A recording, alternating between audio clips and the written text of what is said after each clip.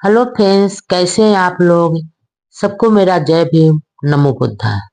बुद्ध और उनका धर्म में दूसरा खंड में कश्यप बंधुओं की प्रवज्जा यानी धम्म दीक्षा।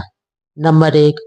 वाराणसी में कश्यप नाम का एक प्रसिद्ध परिवार निवास करता था।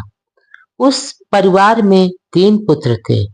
तीनों बहुत शिक्षित थे और कठोर धार्मिक जीवन व्यतीत करते थे। नंबर 2। कुछ समय बाद ज्येष्ठ पुत्र ने संन्यास लेने की सोची। तदनुसार उसने गृह त्याग किया और संन्यास ग्रहण किया तथा उर्बेल की ओर चला गया, जहां पहुंचकर उसने अपना एक आश्रम स्थापित किया। नंबर 3। उसके दोनों छोटे भाइयों ने भी उसका अनुसरण किया और वे भी सन्यासी बन गए। नंबर 4। वे सभी अग्निहोत्री अर्थात आग की पूजा करने वाले थे। बड़ी बड़ी जटाएं धारण करने के कारण वे जटिल कहलाते थे। नंबर 5। तीनों भाई उर्बेल कश्यप निरंजना नदी के कश्यप और कश्यप गया गांव का नामों से जाने गए। नंबर 6। इन तीनों में से उर्बेल कश्यप के 500 जटिल शिष्य थे। नदी कश्यप के 300 जटिल शिष्य थे और गया कश्यप के 200 जटिल शिष्य थे। इनमें उर्बेल कश्यप ही प्रमुख था। नंबर 7। उर्बेल कश्यप की दूर दूर तक ख्याति हो गई थी। उसके बारे में कहा जाता था कि उसे जीते जी मुक्ति प्राप्त हो गई है। फल्गु नदी के तट पर स्थित उसके आश्रम में बहुत दूर दूर से लोग आते थे। नंबर 8। जब भगवान बुद्ध को उर्बेल कश्यप की ख्याति का पता चला तो उन्होंने उर्बेल कश्यप को धम्मोपदेश देने और संभव होने पर उसे अपने धम्म में दीक्षित करने का विचार बनाया। नंबर 9। उनके निवास का पता ठिकाना जानकर तथागत उर्बेल पहुंचे। नंबर 10। तथागत उससे मिले और उसे शिक्षित करने तथा दीक्षित करने का योग अवसर पाने के लिए बोले, कश्यप, यदि तुम्हें अस्वीकार न हो तो मुझे एक रात के लिए अपने आश्रम में रह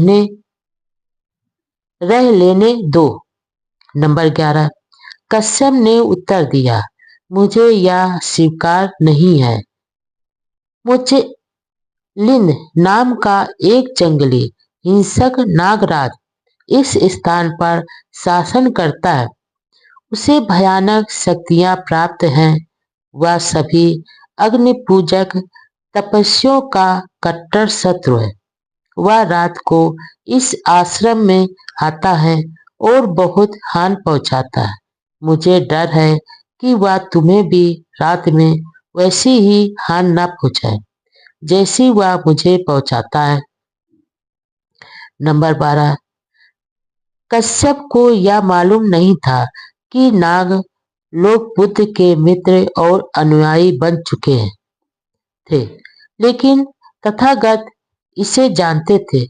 नंबर 13। इसलिए तथागत ने पुनः आग्रह करते हुए कहा, इसकी कोई संभावना नहीं है कि वह मुझे किसी तरह की हानि पहुंचाएगा। हे कश्यप, कृपया एक रात के लिए मुझे अपनी अग्निशाला में रहने दो। नंबर 14। कश्यप बार बार बहुत ही परेशानियां बताता रहा और तथागत बार बार आग्रह करते रहे। नंबर 15। तब कश्यप ने कहा, मेरा मन कोई विवाद नहीं चाहता, मुझे केवल डर और आशंका है, किंतु फिर भी आप जो अच्छा समझे करें। नंबर 16। तथागत ने उसी समय अग्निशाला में प्रवेश किया और अपने आसन पर बैठ गए। नंबर 17 नागराज मुचलिंद ने अपने समय पर शाला में प्रवेश किया, लेकिन वहां कश्यप के स्थान पर उसने तथागत को बैठे देखा। नंबर 18 तथागत को शांति की मुद्रा में तथा तेज से चमकता हुआ मुख देखकर मुचलिंद को ऐसा लगा मानो वह किसी दिव्य पुरुष के सामने था। उसने सिर झुकाकर तथागत की पूजा करनी आरंभ की। नंबर 19 उस रात कश्यप को ठीक ठीक नींद नहीं आई। वह यह सोचता रहा कि उसके अतीत के साथ क्या बीती होगी। इसलिए वह बड़ी आशंका के साथ भयभीत होकर यह सोचते हुए उठा कि शायद उस रात उसके अतिथि को जला दिया गया होगा। नंबर 20 प्रातःकाल कश्यप और उनके अनुयायी देखने के लिए आए। मुचलिंद द्वारा भगवान बुद्ध को हानि पहुंचाए जाने की तो बात ही क्या, उन्होंने देखा कि मुचलिंद भगवान बुद्ध की पूजा कर रहा था। नंबर 21 इस दृश्य को देखकर कश्यप को लगा कि वह कोई बड़े चमत्कार के दर्शन कर रहा था। नंबर 22 उस चमत्कार से प्रभावित होकर कश्यप ने भगवान बुद्ध से प्रार्थना की कि वह वहीं एक आश्रम बनाकर रहें और वह स्वयं उनकी देखभाल करेगा। नंबर 23 भगवान बुद्ध ने वहां ठहरना स्वीकार किया। नंबर 24 लेकिन दोनों के दो भिन्न उद्देश्य या दृष्टिकोण थे। कश्यप का उद्देश्य था मुचलिंद नागराज के विरुद्ध सुरक्षा प्राप्त करना, लेकिन भगवान बुद्ध सोच रहे थे कि एक न एक दिन कश्यप को धम्मोपदेश देने का अवसर मिलेगा ही। नंबर 25 लेकिन कश्यप ने कभी कोई रुचि प्रकट नहीं की। उसने सोचा कि तथागत एक चमत्कार कर सकने वाले के अतिरिक्त और कुछ नहीं है। नंबर 26 एक दिन तथागत ने स्वयं ही पहल करने की सोची और कश्यप से पूछा, क्या तुम अरहत हो? नंबर 27 यदि तुम अरहत नहीं हो तो वह अग्निहोत्र तुम्हारा क्या कल्याण करेगा? नंबर 28 कश्यप ने कहा, मैं नहीं जानता कि अरहत होना क्या होता है, क्या आप कृपा करके मुझे समझाएंगे? नंबर 29 तब भगवान ने कश्यप से कहा, अरहत वह होता है जिसने सभी मनोविकारों को जीत लिया हो, जो अष्टांगिक मार्ग का पालन करने में बाधा पहुंचाते हैं। अग्निहोत्र किसी को पाप मुक्त नहीं कर सकता।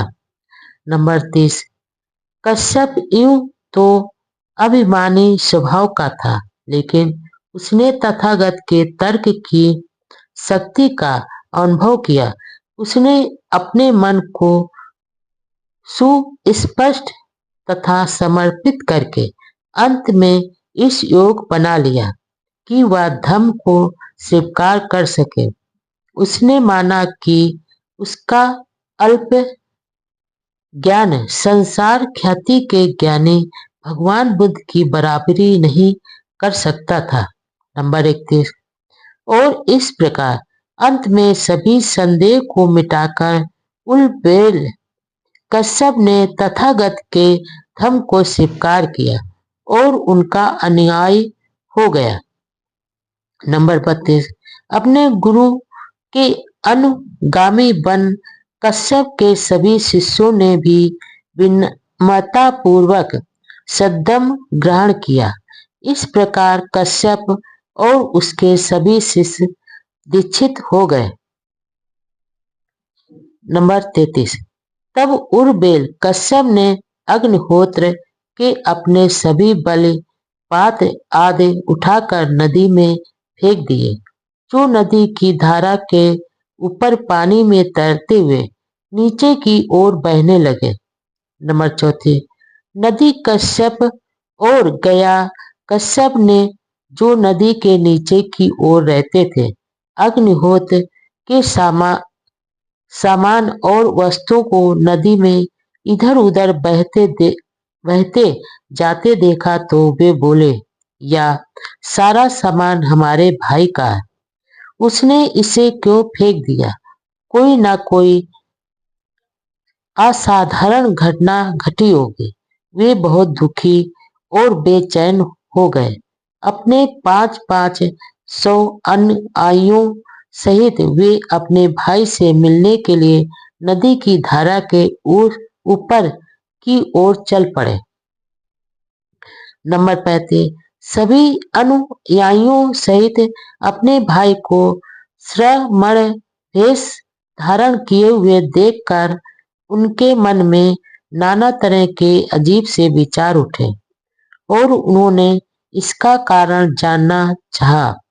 उर्बेल कश्यप ने उन्हें बताया कि उसने किस प्रकार बुद्ध के धम्म को अंगीकार कर लिया था। नंबर 36। वे बोले, जब हमारे भाई ने बुद्ध के धम्म को स्वीकार कर लिया है तो हमें भी उनका अनुकरण करना चाहिए। नंबर 37। उन्होंने अपने बड़े भाई से अपनी इच्छा से अवगत कराया। तब अपने सभी अनुयायियों सहित वे दोनों भाई तथागत का प्रवचन सुनने के लिए गए। तथागत ने अग्निहोत्री धर्म और अपने धर्म की तुलना करते हुए प्रवचन किया। नंबर 38।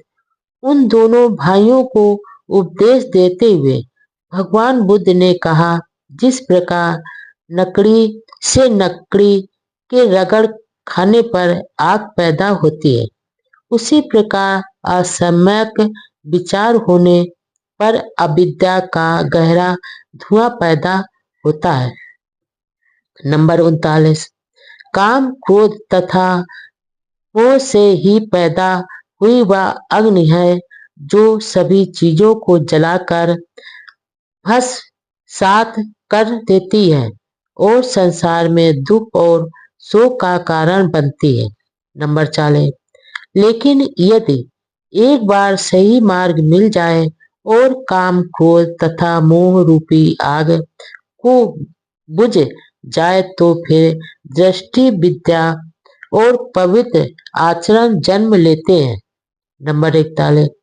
इसलिए जब एक बार आदमी के मन में अकुशल कर्मों से घृणा हो जाती है तो उससे तृष्णा का क्षय होता है। तृष्णा की अग्नि का क्षय हो जाने पर आदमी श्रमण बनता है। नंबर 42। उन महान ऋषियों ने जब ये बुद्ध वचन सुने तो अग्निहोत्र के प्रति उनकी श्रद्धा समाप्त हो गई और उनमें तुरंत बुद्ध का शिष्य तत्व स्वीकार करने की इच्छा पैदा हुई। नंबर 43। कश्यप बंधुओं की इच्छा भगवान बुद्ध की एक महान विजय थी, क्योंकि उन बंधुओं का जनता के मन पर बहुत गहरा प्रभाव पड़ा।